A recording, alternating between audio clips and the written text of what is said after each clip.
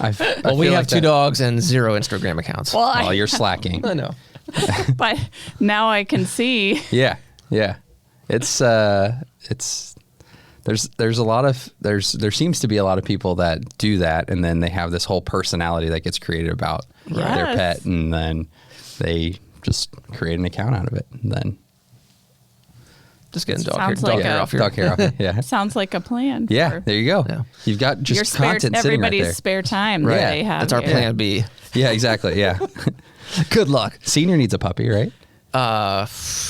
So could he be our digital content creator? 2 things on that. No, first of all, you guys mentioned you just got a puppy. What'd you guys get? Yep. A Maltese and Bichon. Okay. Oh, so small. She's tiny. Yeah. She's 4 pounds, and she's almost 7 months. Okay. So I see if I see her running across the Highland parking lot, you'll know she catch her, get her. She's a scaredy dog, so she just, what I'm doing with her now is we walk, like maybe I'll walk over to Highland or walk down our street. I'll carry her, and then when it's time to come home, I put her down and she just runs home. So that's how we walk. Nice. She won't leave home, but she can get there. She can get back. She can get back home, so that's good. That's good.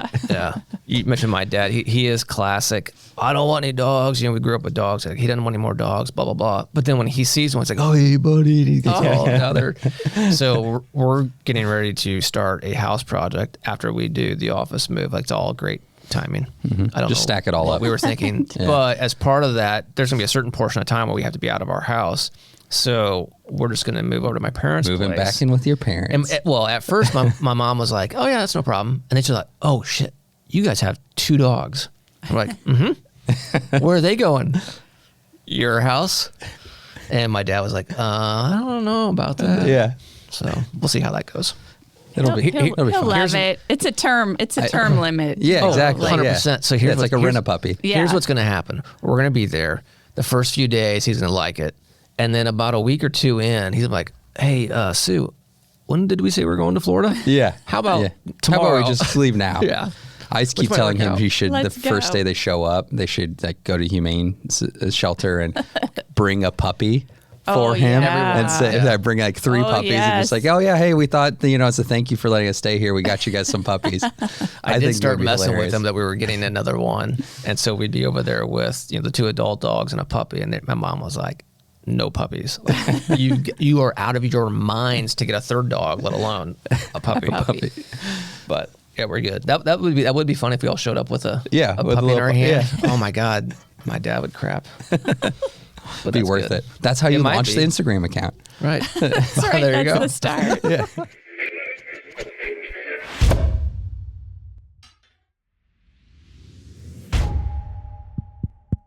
Is this thing on?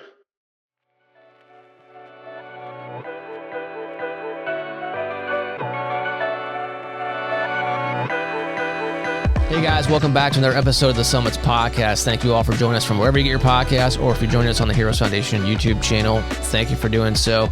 By the way, if you're there and you haven't hit that subscribe button, please do so. It won't cost you a puppy. But if you want to get one, that's great. Send us those pics in. And then while you've done that, hit the little notification bell icon so you can be alerted when new episodes like this very one drops. We would greatly appreciate it. All right, folks, we are going to talk fundraising and philanthropy today, because that is how the Heroes Foundation started and how we can continue to exist and carry out our mission. Dr. Jen Shaker, who is the professor of philanthropic studies and the Donald A. Campbell Chair in Fundraising Leadership. Welcome to the Summits Podcast. Well, thanks. Thanks for having me. Yeah. You're welcome. Jen, why don't you provide our listeners and viewers a little background on yourself? Well, I'm from the Midwest. We were just talking about that. I have lived in 5 Midwestern states, trying to cover some more in my lifetime, but kind of got stuck here in Indiana. Yeah. But Ohio, that's a good thing, right? Yes. I'll tell you why in a minute. Okay. Yeah. Ohio, Pennsylvania, Illinois, Minnesota, Indiana. Okay. But came to Indiana to get a degree in philanthropic studies. Yep. And then loved it here, stayed here, and made my life and career at what is now IUI and the Lilly School of Philanthropy. So had many years of experience in there, raising money for the university, also, wanting to really understand more about how people give, why people give, how we can create the best giving experiences, how we can raise the money for our causes. So went back to school, did a Ph.D., and now my passion is helping people and organizations achieve their philanthropic goals and hopes through fundraising and other forms of philanthropy. Well, that's perfect. We have some goals. Yeah, exactly. Yes. Did you work out in industry for a little bit before you went back and got your PhD, or did you jump right into? I worked in the university, came here, did a master's degree, started working at IUPUI, and continued to work there throughout doing my doctorate from IU also. Nice. So yes, on IU day once, I described all my roles with IU, and it was long. Yeah. It was a long list. Well, that's good. You mentioned that you bounced around the Midwest. How many, this is random, but how many universities have schools of philanthropy now? Not too many. We're the first. Really? Okay. Yeah, really? first in the world. Oh, sweet. Wow. So that we are proud about that, and excited to be part of that story. What launched it and when did it start? We started as a school that was more than 10 years ago now as a center on philanthropy. What we began as that is more than 30, 40 years ago now. Okay. So we've been around since the 80s. Yeah. As a center on philanthropy. Wow. I remember the 80s. You remember the 80s? No. Great. Nope. Well, the Center on Philanthropy came out of that. Right. Yeah. And I have to say, we are also a product of philanthropy, and the Lilly endowment was a core reason that we exist. And they really wanted to build the capacity of the nonprofit sector. So they see it as an important part of what makes our country go and work and function. And so one way they thought of doing that was to build an academic field. So build a degree program and build research and build the field in that way. And so they have supported us from the beginning, and thus Lilly Family School of Philanthropy. Yeah. The school itself, do you find, is it mostly made up of students coming through with that major, or do you find a fair number of people who have already graduated with whatever, are in the world of working for not-for-profits now and are coming back to the school to focus on that particular area? Right. Well, or all the above, maybe. The real, if you really go back, a core beginning of the school was through something called the fundraising school. Okay. And the fundraising school was founded in 1974 by Hank and Dottie Rosso, who were fundraising consultants and educators, and wanted to teach nonprofit people how to raise money. And so they eventually gifted the fundraising school to Indiana University in 1987. Okay. And so first we began, before we existed, it was a professional education program. Then we became a center, the fundraising school part of it. We became an academic program as well, offering degrees. Our first degree was a master's degree. And so, I that was why I came here. I did that degree.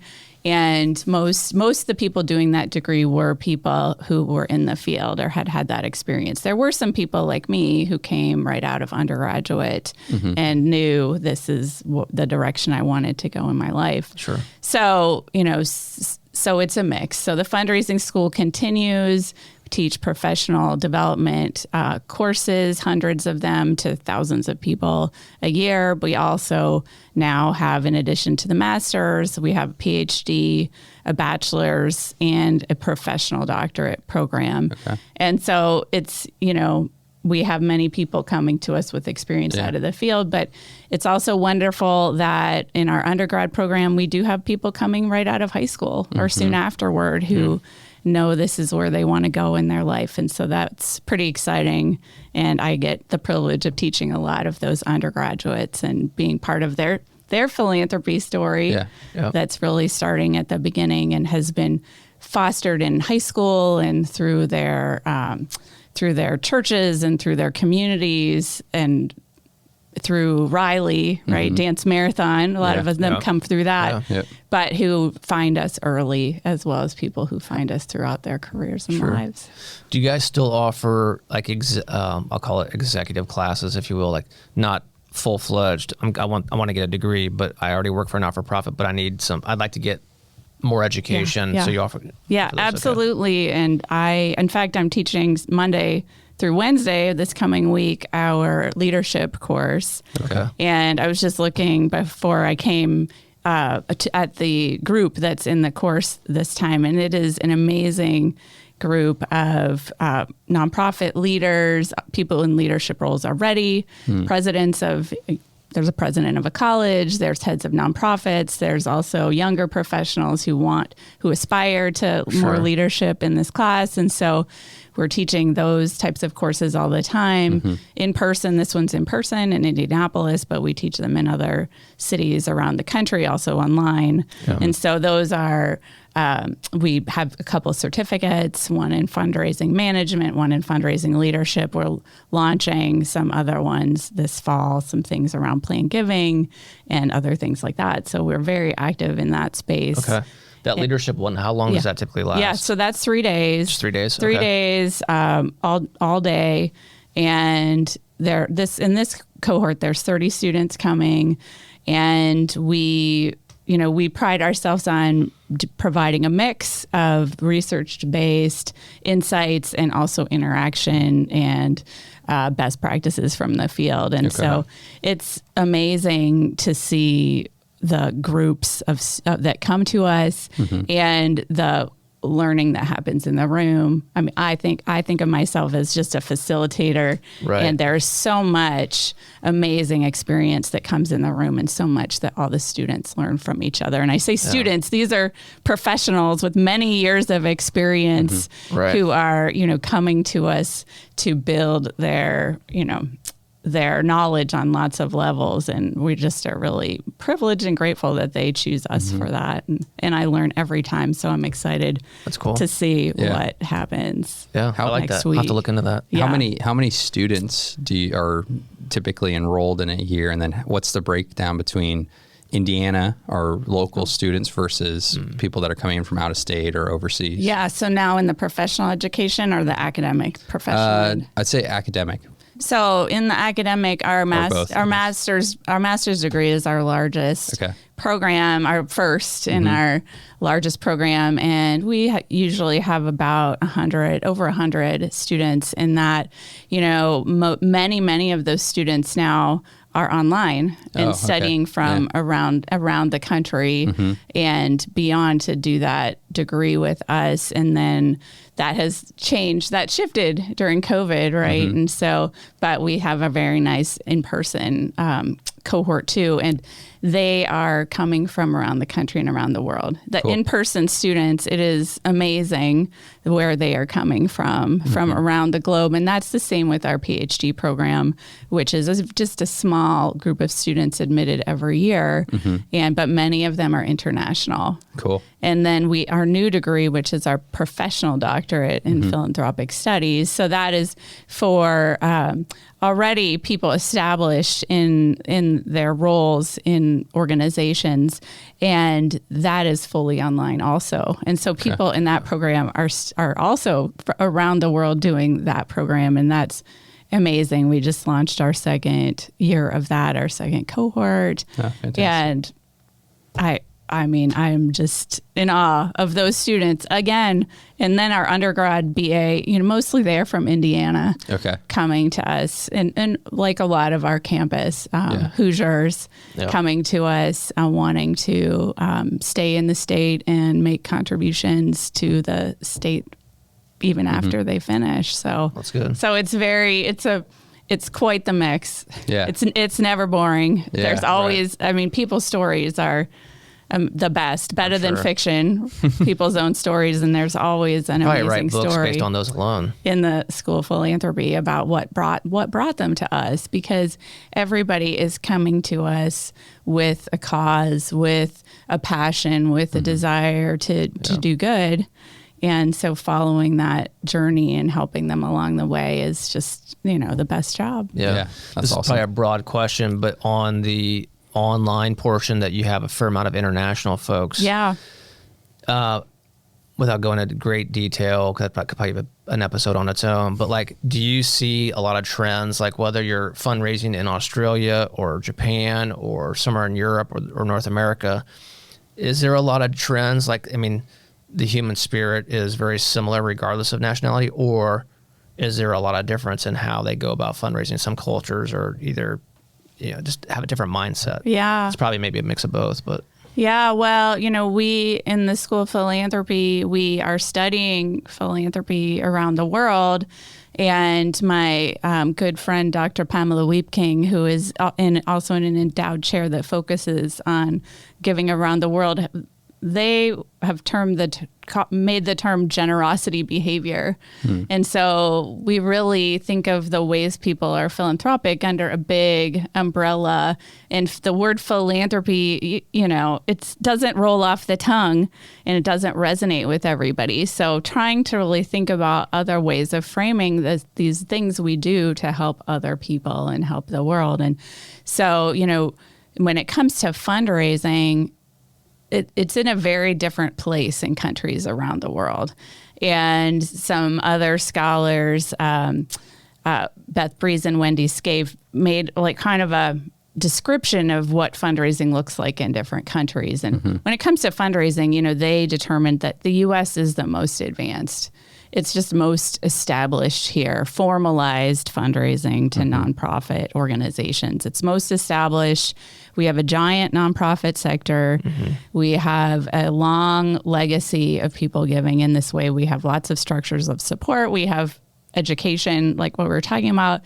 And it's not that way everywhere, in many other places. There are other countries, Canada, UK, Australia, that are Netherlands, countries in Europe that are not where we are, but that are growing in this area, but growing and kind of more advanced. But one of their conclusions is that every country that they studied believes this is important for the future and needs to build this infrastructure that can provide all these additional services and supports that we need and that everyone needs across different societies. So people are generous, back to my beginning point, like everywhere in different ways, and ways that are distinct to their culture and their understanding of what is giving can vary, or the reasons why definitely varies. But when, it comes to kind of this sort of giving that we have in the U.S., that is something other places are working to grow. Okay. The things you know. Yeah, exactly. The more you know. The more you know. The more you know. Yeah. Do the little. Then what do you do? The little. Yeah, exactly. Yeah. Once you know, what do you do? Yes. We had a conversation leading up to this episode, and it was interesting because it kind of Jen flipped the script on me. She started asking me more questions, and I was asking her, and I was like, "Oh, okay, well, that works." I'm holding back right now. Well, Can you tell? Yeah, I know. We're just getting started. I'm leading into it. So, what is your first question for us? Oh, so my first question is, how have you experienced people's philanthropy and their giving in your years, 24 years of the Heroes Foundation, and how have you seen people be philanthropic and generous? Well, it's been pretty widespread. I mean, I have no background. I have no education in philanthropy. I thought you were gonna full stop at no education there. Well, that's debatable as well. Is that a Purdue joke? Purdue IU joke? No? I mean, it was a little rough. People, as you were mentioning earlier, people want to help, and help. And I don't know if this is how you define philanthropy in general from a really broad term, but people want to help in different ways. It doesn't always have to be giving money. It's a great way. Don't get me wrong, but we were talking about events earlier. Like we have our golf tournament at the end of September, and we need people to help. We need volunteers there. Otherwise, we can't put on a good event. People won't have a good time. So there's a variety of ways people can give and be philanthropic and feel like they're giving back and making a difference, whether that's through a check or whether that's through volunteering or what have you. The other thing I've learned is you just have to ask. Yeah. And a lot of people, being a salesperson or having a sales background, as my dad always used to say, and other sales individuals would say, you have to ask for the sale. Like, you can present all the stuff, but don't just assume they're going to get it. Like, okay, yeah, I'm in. Like, you have to just ask for it. And if the answer is no, that's okay. Move on to the next. It's a numbers game. We were talking about this earlier. So I think that the biggest thing is asking, but then at least being educated enough to know how to structure your ask. I mean, I'm not going to go around to everyone and say, oh, will you give me $1 million? Right. It has to be realistic, right? Right. Bill Gates was just at the IU School of Medicine, the IU Indianapolis campus this past week. We're not getting Bill Gates coming to the Heroes Foundation to make gifts. That would be awesome. Bill, you're welcome to anytime. Have you asked? I have not asked. I don't have. I know he's not in my contacts. I got to figure out what his mobile number is. But that's probably one of the biggest things. And you and I were talking about this earlier. Where are we now after 24 years? And kind of, we just happen to grow up in the world of fundraising via events.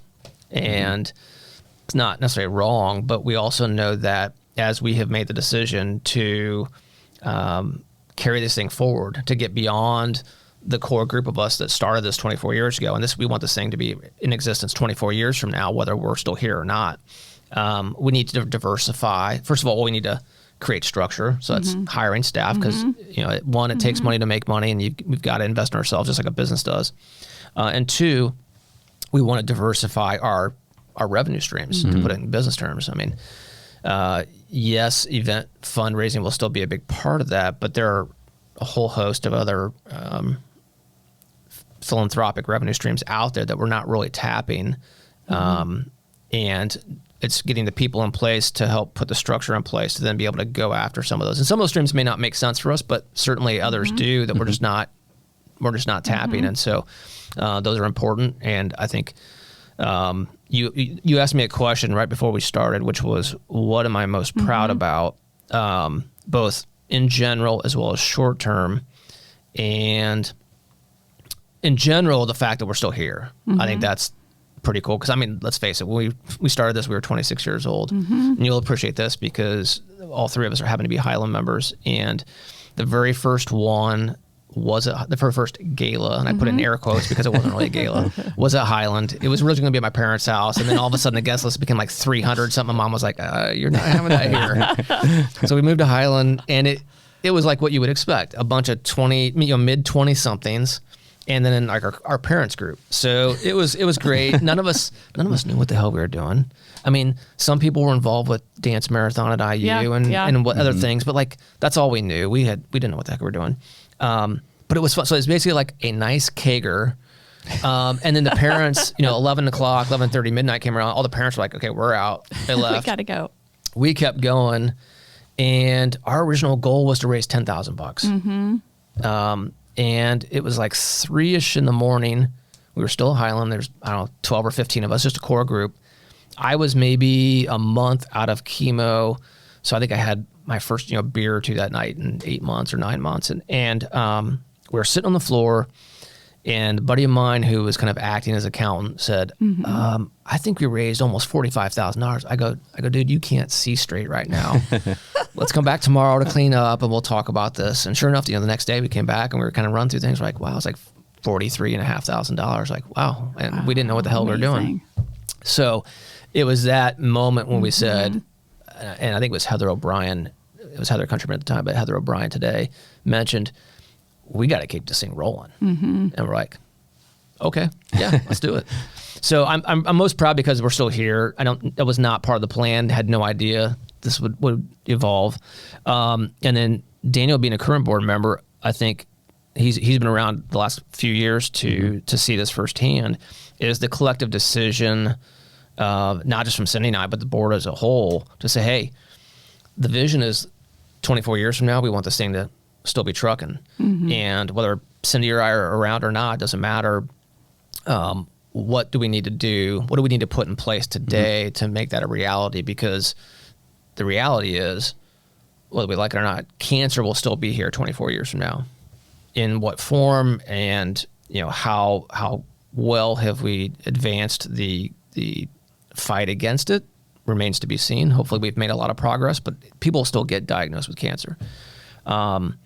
So we want to be here to help address that and help support that community, however that looks 24 years from now, which my crystal ball isn't good enough to say what that's going to look like. But that's probably my answer to that question.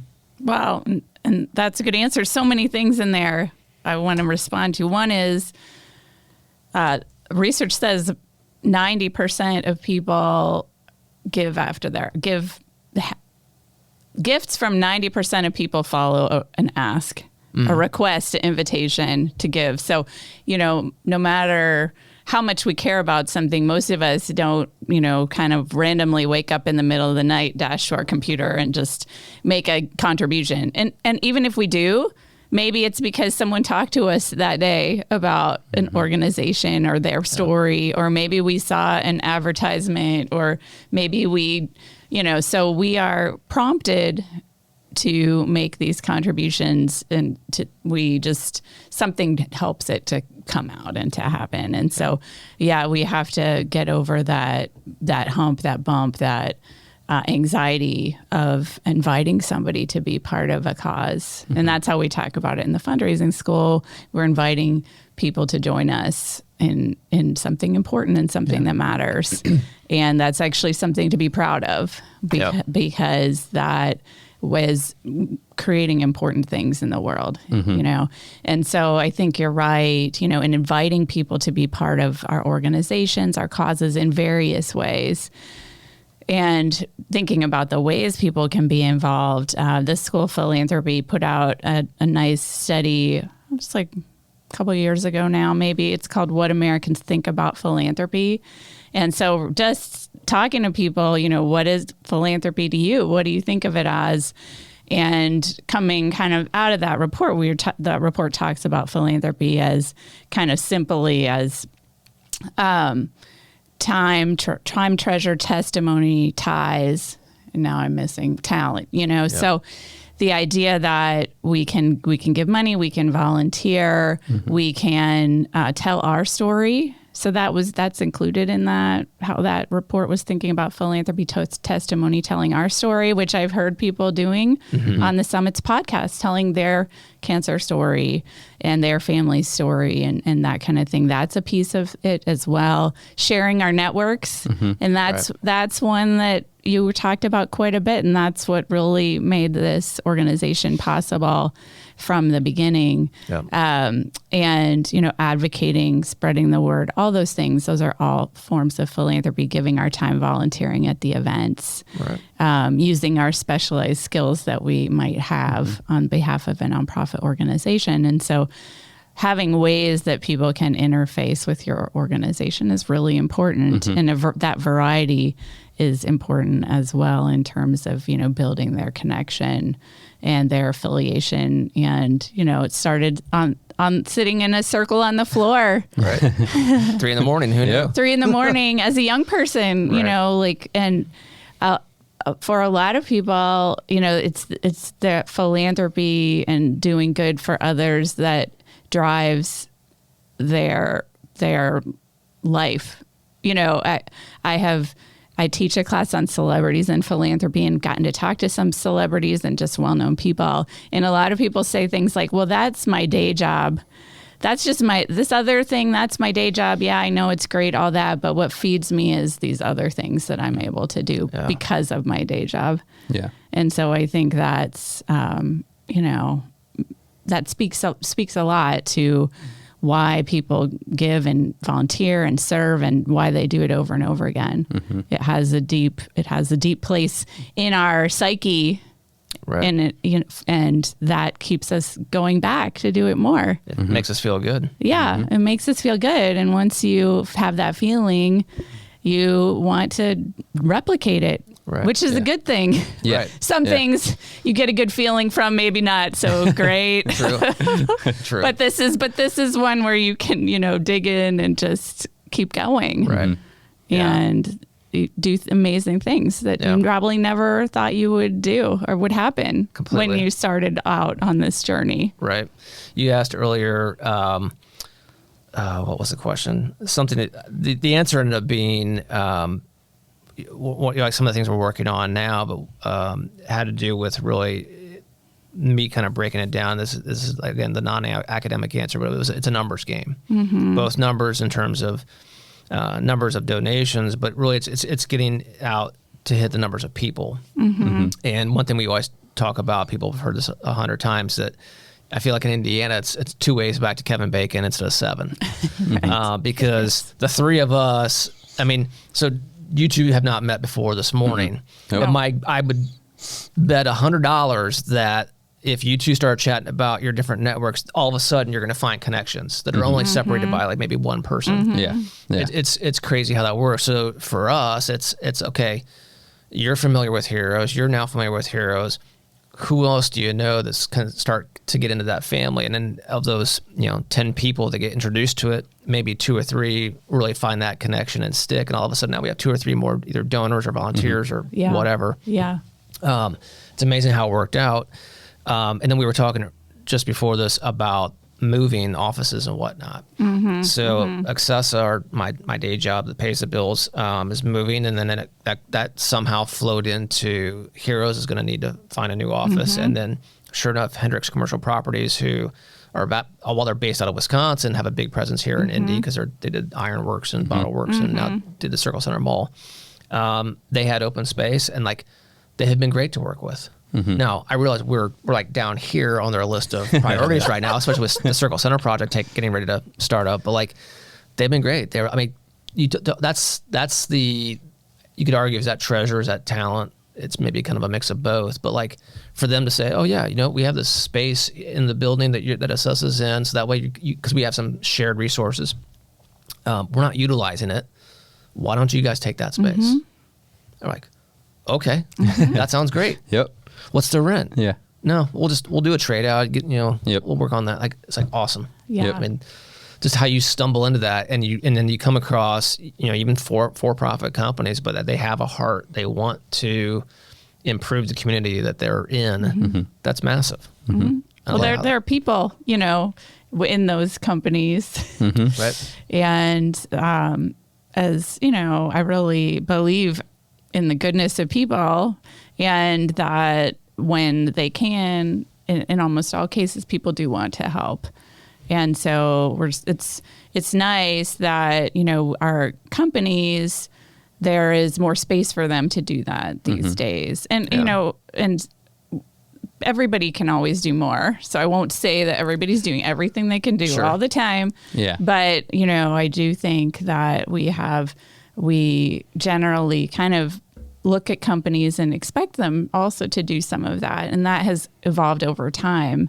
There was a time when companies couldn't do that. It was not legal. They needed to always, shareholders always first. And, you couldn't direct some of that funding to nonprofits. They found other ways. But that changed in the middle of the last century. And so we see that, and we have companies now that are B companies and other forms that have really leaned into community concerns. And so I think, I think you're right. Like, people do want to help, and they will individually and within these companies or other structures.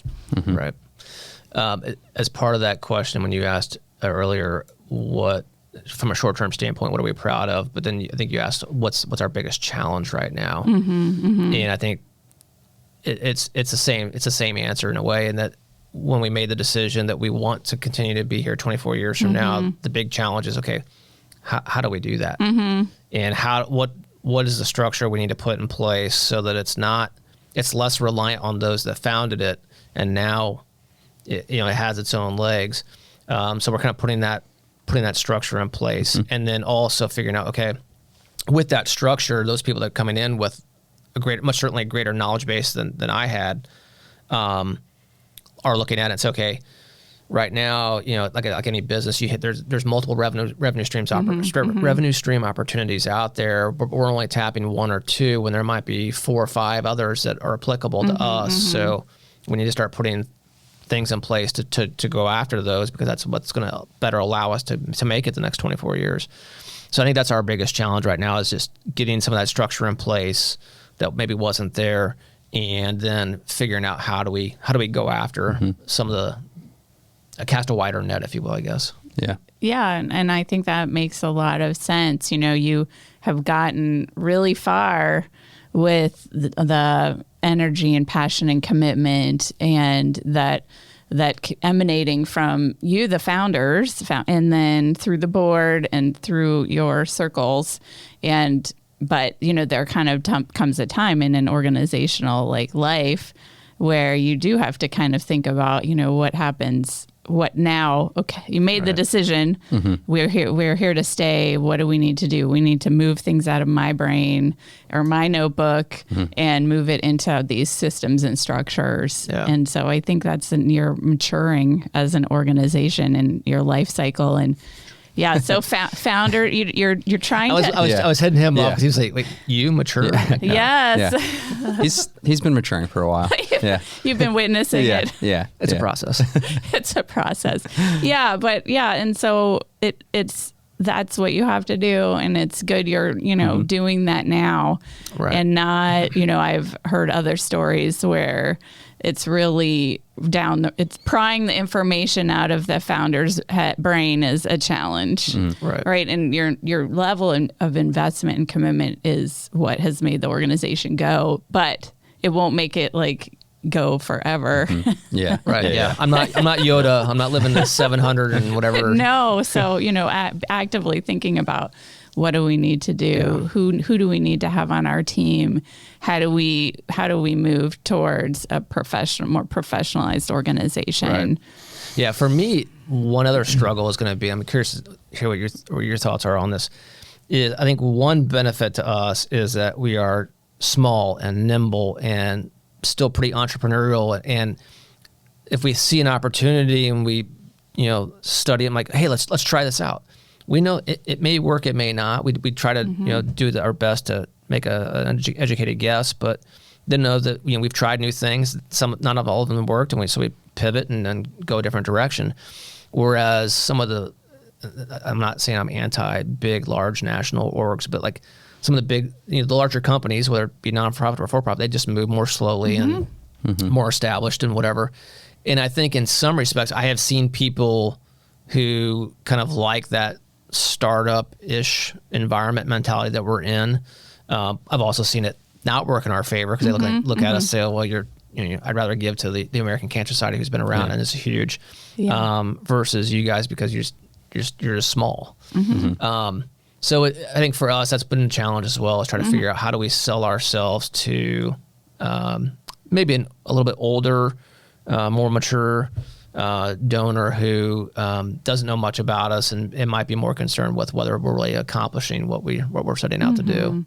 So that's probably a challenge for us too. Well, and I think there's a lot of space between where you are now and becoming so, too bureaucratic or, stagnant, So I think you have a lot of room to kind of maintain or continue that sense of innovation and experimentation that's been really a hallmark, and just move towards a little more formalized systems or structures. Sure. And so I think you can carry that value forward as a value of the organization. And, in some things you'll have in some ways you'll be able to innovate better because you'll have more information to help you make those decisions, Yeah.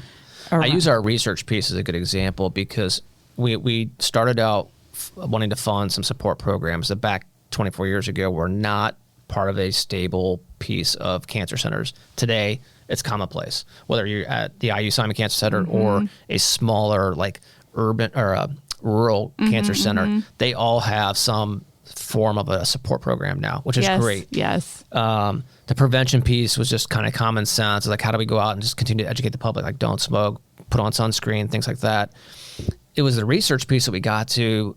You see our 3 summits in the logo there, and they represent support, prevention, and research. And our big initial question was like, research takes millions or billions of dollars. Like, we don't have that. If we have $25,000, like, what can we possibly do? And as we went and we actually talked to people in the research world, they're like, oh my gosh, that $25,000 is hugely important. And I'm like, okay, Bill just made a $25 million gift. What am I going to do with $25,000? Yeah. And they're like, well, here's the deal. Bill's $25 million may go to a much more established project. Yes. But there are tens of projects out there that Dr. Such and Such has this hunch, and like, they don't have enough data or have proven anything yet to get that $25 million grant. They have to start up and prove some things help out at the beginning, which requires lab time, mice, supplies, help, whatever. So they like, you're a business person. I'm like, yeah. And they go, you know what angel investing is? I go, yeah. I go, think of yourself as an angel investor. And these younger kids come to you and they have this idea for the startup business, but they're going out. They can't go to the VCs to get $100 million or whatever they need. They've got to go to friends and family to all chip in and help them get this thing off the ground.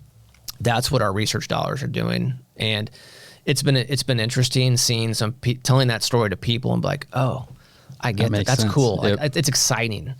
And what's more exciting though is when you fund a project, and there was one in particular, it was a pediatric cancer project, and I can't remember the time frame, but let's say it was 2 years from the time we gave the initial gift to the time they uncovered or proved out whatever that model was, and then could take it. And they went on to get I can't remember the number, but a much, much larger grant from, might have been a Department of Defense, I think.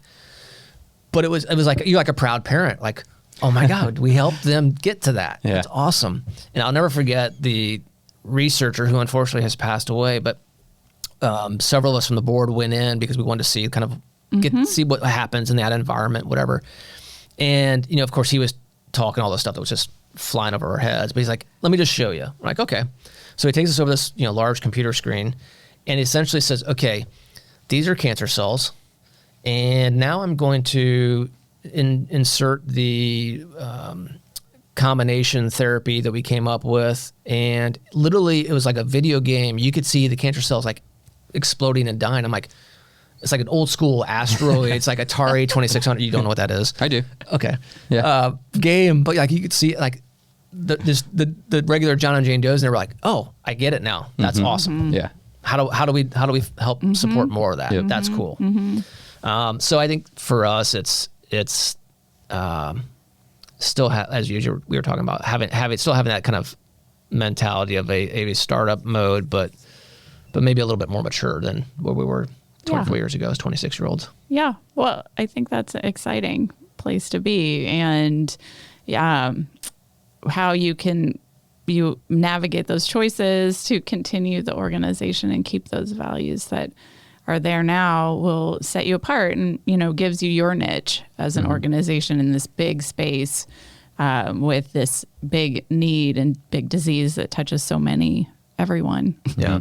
Yeah. So we need all hands on deck, right? Helping with this, and whether it's Bill Gates or Heroes Foundation, and maybe part of the same story one of these days, and that's fine. Like the different scale is needed. Yeah. So keep it going. Keep working on the things you're already working on. And building the organization's infrastructure and approaches to raising the money and then telling the story, like the stories you've been telling here about the impact you're having. And I think that's important, and people are looking for those stories and examples, and you're great at telling them, so that's important too. Well, thanks. Well, speaking of telling stories, Jen, the basis of this podcast is cancer stories. So, Jen, what is your cancer story?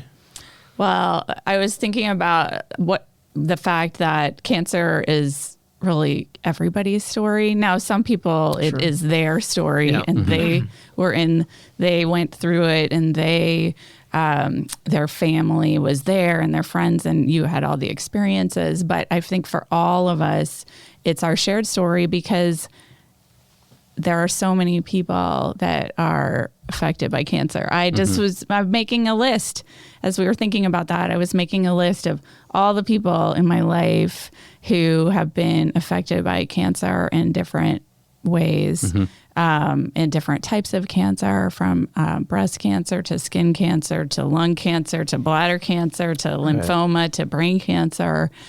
And I wondered, has there always been this much cancer? You know better than I, or do we just know more now that we see it, we catch it, we diagnose it, and thanks to modern medicine, we have so many more ways of treating it. And so I think, my cancer story is not a personal story of me and the experience that I've had, but of what I have witnessed in so many people, in so many lives.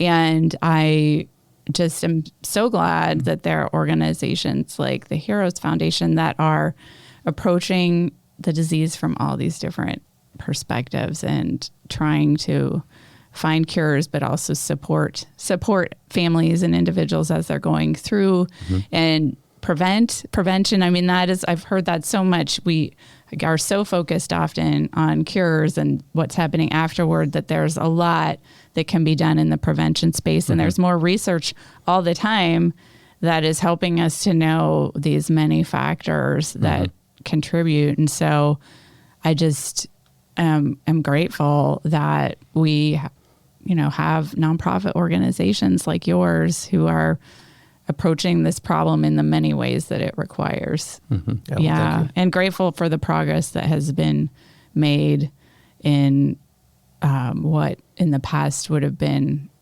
terminal diagnoses are not that way anymore. So I'm really grateful for that. And grateful for that. Yet at the same time, especially for me being the never satisfied dude that Let's go. We also know there's just still too many people dying from it, and we have a lot of work to do. I know. I'm seeing a friend of mine this weekend who just out of the blue got a lung cancer diagnosis just suddenly one day, and it turns your life upside down. Right. And one day you're fine. We were talking about that. Last year I was fine, and then suddenly this year, my whole life is different. Right. So Sarah Beggs, who we both know, her daughter, 24 years old, never smoked, out of nowhere at 24, stage 4 lung cancer. Wow. I can't say what I want to say, but what the, what? Yeah. I don't get it. And how's it going? I mean, she's still battling, but I mean, she's making progress, but I mean, she's got a battle on her hands for sure. Yeah. So we want to stop hearing those stories, because we don't want them. We don't want we want to solve this problem. And that's one of the things, philanthropy is about, is fostering innovation and change. And so it is a space where people and organizations, funding can come in and say, sure, why don't you try that?